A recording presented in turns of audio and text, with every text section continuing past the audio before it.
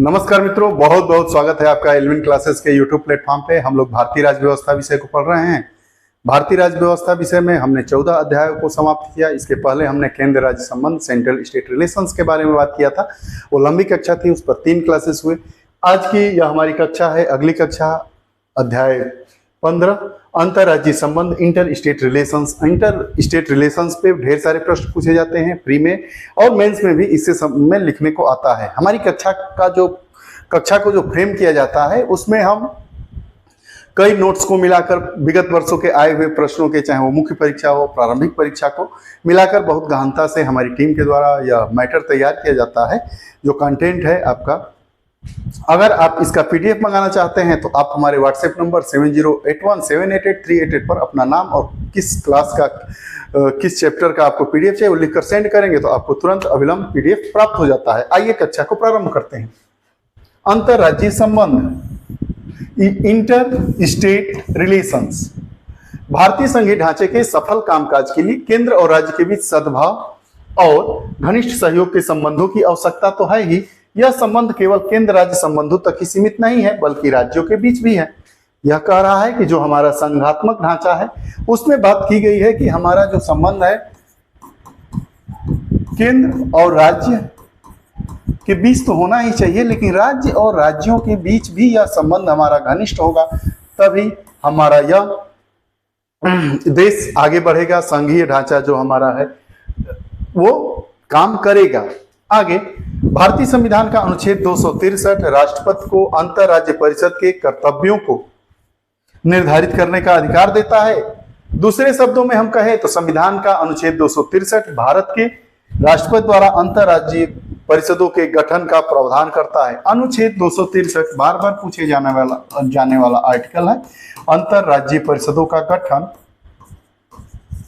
अंतरराज्यीय परिषदों का गठन कौन करता है? राष्ट्रपति करता है। यह अधिकार किसने राष्ट्रपति को दिया? तो हमारा संविधान। बात यहां तक हो गई। अब राज्यों के बीच उत्पन्न होने वाले विवादों की जांच करना और ऊपर सलाह देना, यह अंतरराज्यीय परिषद क्या करेगा? जो अनुच्छेद 263 के तहत जिसका गठन राष्ट्रपति करेंगे वो क्या करेगा?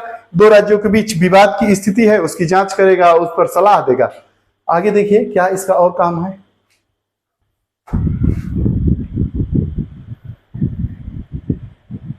जांच के साथ साथ ऐसे विषयों पर चर्चा करना जो राज्यों या केंद्र और समान हित वाले राज्यों के लिए बाध्य हो। ऐसे राज्य जिनमें समान हित की बात हो, जैसे यमुना नदी का पानी हरियाणा और दिल्ली के बीच, कावेरी जल विवाद आप चर्चा में रहता है, आप पढ़ते होंगे। इस तरीके के विवादों को जो समान हित की बात करता है उन पर यह आयोग क्या करता है? चर्चा करता है, सलाह देता है।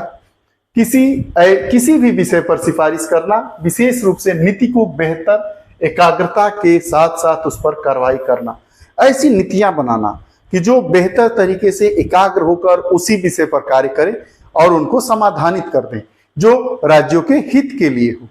नोट, अनुच्छेद 131 के तहत सुप्रीम कोर्ट सरकारों के मध्य उत्पन्न होने वाले विवादों पर निर्णय लेने के लिए अपने अधिकार क्षेत्र का प्रयोग करता है। 2 अनुच्छेद हो गए।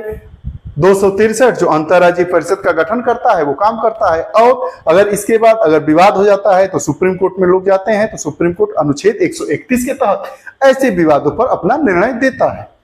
अब परिषद की संरचना पर बात करते हैं।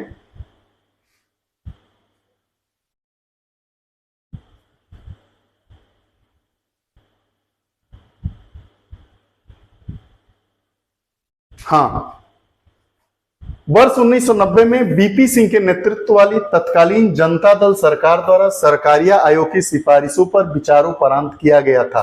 अंतरराज्यीय परिषद का गठन किसके? सरकारिया आयोग के रिपोर्ट के बाद इसका गठन किया गया था। हम सेंट्रल स्टेट रिलेशंस वाले क्लास के तीसरे नंबर पार्ट 3 में हम इस पर चर्चा किए हैं। सरकारिया आयोग, पंछी आयोग, राजमन्नार आयोग, उसको भी आप देख सकते हैं। अब इस परिषद में कौन कौन होते हैं, अर्थात अंतर्राज्यीय परिषद में कौन कौन होते हैं? प्रधानमंत्री परिषद का अध्यक्ष होता है। अगर इस समय अंतर्राज्यीय परिषद है तो हमारे जो वर्तमान के प्रधानमंत्री हैं वह क्या होंगे? अध्यक्ष होंगे। संघ के सभी राज्यों के मुख्यमंत्री इसके सदस्य होंगे। विधानसभा वाले केंद्र शासित प्रदेशों के मुख्यमंत्री इसके अध्यक्ष होंगे, सदस्य होंगे। ये सब सदस्य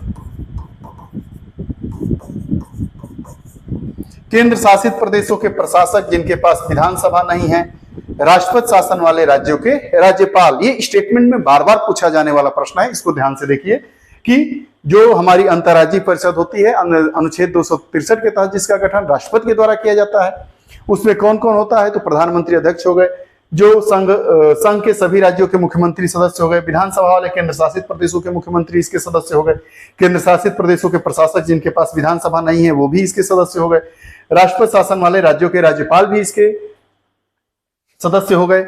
आगे देखिए,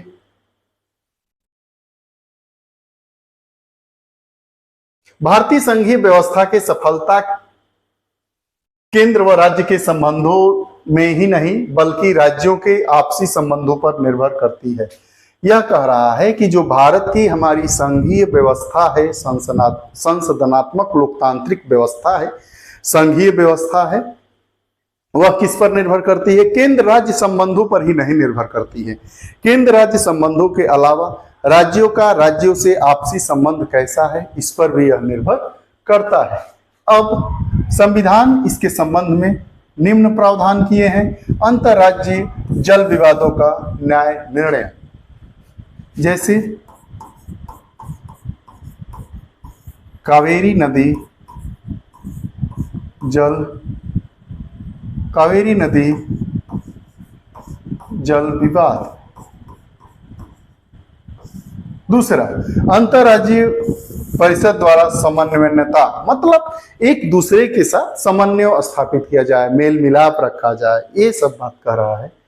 सार्वजनिक कानूनों, दस्तावेजों तथा न्यायिक प्रक्रियाओं को पारस्परिक मान्यता। ऐसा नहीं है कि भारत जैसे अगर यूपी से कोई बीए कर लिया और कोई बिहार से बीए किया और दोनों राज्यों में ऐसा समन्वय हो कि बीए की ग्रेजुएशन की डिग्री यूपी वाले की बिहार में भी मान्य हो, बिहार वाले की यूपी वाले में, वही आपसी तारतम्यता की बात कर रहा है कि जो न्यायिक प्रक्रियाएं हैं, विधिक प्रक्रियाएं हैं, उनका क्या हो, सम्मान हो, आपस में उसको मान्यता प्रदान की जाए। अंतर्राज्यीय व्यापार, वाणिज्य तथा समागम की भी स्वतंत्रता का ध्यान रखा गया है। अब अंतर्राज्यीय जल विवाद, यह मेन है, बार बार पूछा जाता है मेंस की दृष्टि से भी। इसको आइए देखते हैं। राज्य का दूसरे राज्य में जल को लेकर विवाद। कई नदियां ऐसी हैं जो 2 राज्यों में होकर बहती है, 3 राज्यों में होकर बहती है, उसी की बात कर रहा है। तो अंतर्राज्यीय जल विवाद हमारे अनुच्छेद 262 में इसका बात किया गया है। इसमें 2 प्रावधान है। संसद कानून बनाकर अंतर्राज्यीय नदियों तथा नदी घाटियों के जल के प्रयोग, बंटवारे तथा नियंत्रण से संबंधित किसी विवाद पर शिकायत का निर्णय कर सकती है। दूसरा, संसद यह भी व्यवस्था कर सकती है कि ऐसे किसी विवाद में न ही उच्चतम न्यायालय न ही कोई अन्य न्यायालय अपने अधिकार क्षेत्र का प्रयोग करे। इस पर जो नदी जल विवाद है, इस पर संसद का विशेष अधिकार मालूम पड़ता है। अंतर्राज्यीय जल विवाद के लिए संसद द्वारा क्या कानून बनाया गया है? नदी बोर्ड अधिनियम 1956 में बनाया गया। अंतर्राज्यीय जल विवाद अधिनियम 1956 में बनाया गया। अब तक गठित अंतर्राज्यीय जल विवाद और न्यायाधिकरण और उससे संबंधित कौन कौन से राज्य है, यह प्री के पॉइंट ऑफ व्यू से है। इसको बार बार पूछा जाता है। नदियों का नाम है, इधर क्या है? नदियों का नाम। कृष्णा जल विवाद, स्थापना 1969 में हुआ। यह विवाद, कृष्णा नदी से संबंधित विवाद किस किस राज्य में है? महाराष्ट्र, कर्नाटक एवं आंध्र प्रदेश। यह बहुत ही महत्वपूर्ण है, निश्चित रूप से इसे प्रश्न पूछा जाता है। गोदावरी नदी जल विवाद, यह भी 1969 में सामने आया। महाराष्ट्र, कर्नाटक, आंध्र प्रदेश, मध्य प्रदेश, उड़ीसा, 5 राज्य हैं। पहला कावेरी, गोदावरी नदी, महाराष्ट्र, कर्नाटक, आंध्र प्रदेश, मध्य प्रदेश और उड़ीसा। नर्मदा मध्य प्रदेश 1969, राजस्थान, गुजरात, मध्य प्रदेश और महाराष्ट्र, 4 राज्यों से होकर गुजरती है। तो नदी जल विवाद इन 4 राज्यों में है। रावी तथा ब्यास जो नदी है 1986 में इस पर विवाद हुआ, पंजाब, हरियाणा एवं राजस्थान के मध्य। कावेरी नदी है 1990 में कर्नाटक, केरल, तमिलनाडु एवं पुडुचेरी के मध्य विवाद की स्थिति है, नदी जल विवाद। द्वितीय कृष्णा जो नदी है 2004 में महाराष्ट्र, कर्नाटक एवं आंध्र प्रदेश के बीच विवाद हुआ। वंशधारा जो नदी है 2010 में उड़ीसा एवं आंध्र प्रदेश वंशधारा नदी विवाद, यह बार बार पूछा जाता है क्योंकि यह नदी उतनी चर्चित नदी नहीं है, इसलिए इसके पूछे जाने की बहुत ज्यादा संभावना है। वंशधारा नदी किन किन राज्यों से होकर गुजरती है? उड़ीसा व आंध्र प्रदेश। जो ये नदी विवाद है वो इतने राज्यों से होकर गुजरती है। जब जितने राज्यों से कोई नदी गुजरेगी तो उसके जल के बंटवारे को लेकर हमें कितना प्रयोग करना चाहिए, क्या होगा, उसको लेकर विवाद उत्पन्न होता है, उसी की बात ये कर रहा है। अब महादायी नदी है, गोवा कर्नाटक एवं महाराष्ट्र के मध्य विवाद का कारण है। ये नदियां हैं जिनमें किन किन राज्यों से होकर बहती है, इन नदियों को लेकर, इनके नदियों के जल को लेकर, बहाव को लेकर किन किन राज्यों में विवाद है उनकी बात किए। अब आइए आगे देखते हैं। अनुच्छेद 263 के अंतर्गत राज्यों के मध्य तथा केंद्र तथा राज्यों के मध्य समन्वयों के लिए अंतर्राज्यीय परिषद का गठन करता है। यह बात की गई है कि अनुच्छेद हमारा 263 केंद्र और राज्य और राज्यों के बीच किसके लिए? आपसी तालमेल समन्वय के लिए इसका गठन करने का प्रावधान करता है। अनुच्छेद 263 के अनुसार क्या कर्तव्य होने चाहिए? राज्यों के मध्य उत्पन्न विवादों की जांच करना तथा ऐसे विवादों पर सलाह देना। उन विषयों पर जिनमें राज्यों अथवा केंद्र तथा राज्यों का समान हित हो अन्वेषण तथा विचार विमर्श करना। ऐसे विषयों तथा विशेष तौर पर नीति तथा इसके क्रियान्वयन में बेहतर समन्वयों के लिए संस्तुति करना कि क्या बेहतर हो सकता है, इसके लिए उसके लिए सुझाव देना, संस्तुति करना। अंतर्राज्यीय परिषदों की स्थापना कैसे, इस पर क्या करेंगे, पूरे डिटेल से बात करते हैं हम। अंतर्राज्यीय परिषद की स्थापना सरकारिया आयोग के सुझाव पर की गई। पूछता है बार बार कि अंतर्राज्यीय परिषदों की जो स्थापना है अनुच्छेद 263 के तहत की जाती है, किसके सुझाव, किस आयोग के सुझाव पर? सरकारिया आयोग के सुझाव पर 1990 में। अब इसमें अध्यक्ष प्रधानमंत्री होता है, सदस्य सभी राज्यों के मुख्यमंत्री होते हैं, विधानसभा वाले केंद्र शासित प्रदेशों के भी मुख्यमंत्री होते हैं, उन केंद्र शासित प्रदेशों के प्रशासक जहां विधानसभा नहीं है, राष्ट्रपति शासन वाले राज्यों के राज्यपाल और प्रधानमंत्री द्वारा नामित 6 केंद्रीय कैबिनेट मंत्री, गृह मंत्री उसमें जरूर शामिल होता है। इसमें से एक दो तथ्य पूछता है, उसको ध्यान में रखना है। प्रधानमंत्री द्वारा 6 लोगों को नामित किया जाता है, वो कैसे होते हैं? कैबिनेट मंत्री होते हैं, लेकिन गृह मंत्री उसमें होना आवश्यक है। अंतर्राज्यीय व्यापार तथा वाणिज्य अनुच्छेद 301 से 307। सरकारिया आयोग की सिफारिश पर बीपी सिंह प्रधानमंत्री थे, 1990 में अंतर्राज्यीय परिषद के गठन किए। ये रही बात अंतर्राज्यीय परिषद के गठन की। अब आइए देखते हैं आगे। व्यापार तथा वाणिज्य अनुच्छेद 301 से 307 में यह बात की गई है अंतर्राज्यीय व्यापार तथा वाणिज्य की। हमारे संविधान के अनुच्छेद 301 से 307 में अंतर्राज्यीय व्यापार तथा वाणिज्य की बात की गई है। अनुच्छेद 301 यह घोषणा करता है कि संपूर्ण भारतीय क्षेत्र में व्यापार तथा वाणिज्य स्वतंत्र होगा। यह हमारा अनुच्छेद 301 कहता है कि संपूर्ण भारत में वाणिज्य तथा व्यापार क्या होगा? स्वतंत्र होगा। अब क्षेत्रीय परिषदें, क्षेत्रीय परिषदें सांविधिक निकाय है, न कि संवैधानिक, न कि संवैधानिक। टाइपिंग मिस्टेक हो जाता है। इसका गठन संसद द्वारा अधिनियम बनाकर किया गया। इस कानून ने देश को क्षेत्रों में विभाजित कर दिया। क्षेत्रीय परिषदें बन जाएगी तो ये हमारा भारत कई क्षेत्रों में विभाजित हो जाएगा। अब कितनी है? उत्तरी, दक्षिणी, पश्चिमी, मध्य और पूर्वी। कितनी क्षेत्रीय परिषदें हैं? 5। 1, 2, 3, 4, 5। हमारे पूरे देश को 5 क्षेत्रीय परिषदों में विभाजित किया गया है। उत्तरी क्षेत्रीय परिषद, दक्षिणी क्षेत्रीय परिषद, पश्चिमी क्षेत्रीय परिषद, मध्य क्षेत्रीय परिषद और पूर्वी क्षेत्रीय परिषद। अब क्षेत्रीय परिषद के कौन कौन सदस्य होते हैं इनको भी देखते हैं।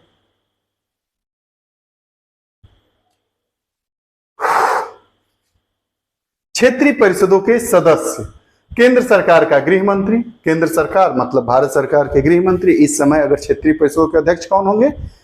श्री अमित शाह। क्षेत्र के सभी राज्यों के मुख्यमंत्री, मतलब जैसे पूर्वी क्षेत्रीय समिति है तो पूर्वी क्षेत्रीय समिति के अंतर्गत जितने क्षेत्र आएंगे, जितने राज्य आएंगे, उन सभी राज्यों के मुख्यमंत्री इसके क्या होंगे? सदस्य होंगे। क्षेत्र के प्रत्येक राज्य से 2 अन्य मंत्री। जैसे पूर्वी क्षेत्रीय परिषद में मान लीजिए कि 4 राज्य है तो उसके 2 मंत्री, 8 मंत्री ये हो गए और 4 मुख्यमंत्री हो गए। क्षेत्र में स्थित प्रत्येक केंद्र शासित प्रदेश के प्रशासक, अगर उस क्षेत्र में, उस क्षेत्रीय परिषद के क्षेत्र में अगर कोई केंद्र शासित प्रदेश है तो उसके प्रशासक को भी उसमें शामिल किया जाता है। अब क्षेत्रीय परिषदों का उद्देश्य क्या है? क्षेत्रीय परिषदों का कोई भी परिषद का या सभा का या संस्था का गठन किया जाता है तो उसका एक अपना उद्देश्य होता है। वैसे ही क्षेत्रीय परिषदों का क्या उद्देश्य है?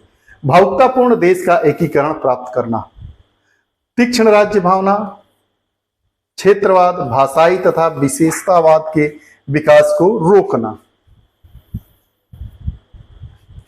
तीक्ष्ण राज्य भावना, भाषाई तथा विशेषतावाद के विकास को रोकना।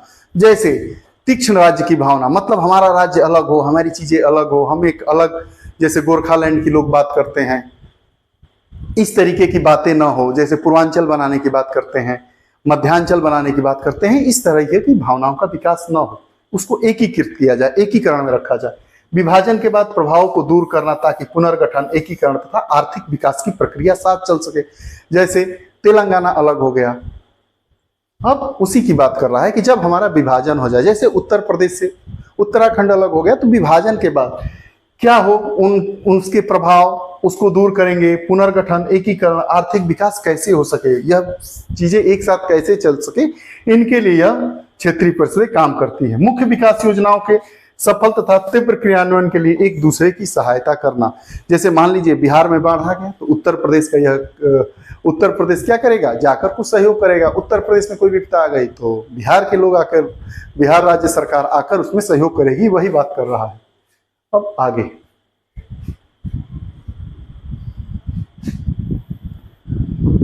पूर्वोत्तर परिषद,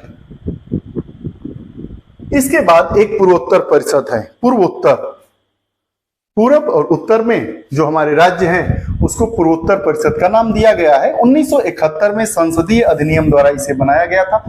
1971 में गठन हुआ था।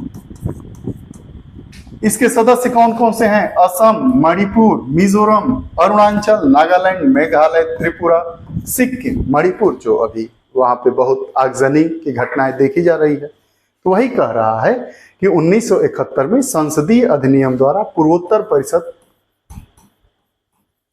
परिषद बनाया गया, जिसके सदस्य कौन कौन से, कितने राज्य हैं? असम, मणिपुर, मिजोरम, अरुणाचल, नागालैंड, मेघालय, त्रिपुरा, सिक्किम। पूर्वोत्तर परिषदों में 9 राज्य हैं। ये तो रही हमारी कक्षा अंतरराज्यीय परिषदों की, अंतरराज्यीय संबंध की, राज्यों के बीच संबंध कैसे होने चाहिए। यह कक्षा आपको कैसी लगी कृपया अपने कमेंट में जरूर सुझाव दीजिएगा। अगर आपको हमारी कक्षा अच्छी लगी होगी कृपया चैनल को सब्सक्राइब करिएगा, अपने मित्रों तक इस वीडियो को शेयर करिएगा। फिर अगली कक्षा के साथ पुनः उपस्थित होंगे, तब तक के लिए बहुत बहुत धन्यवाद। नमस्कार।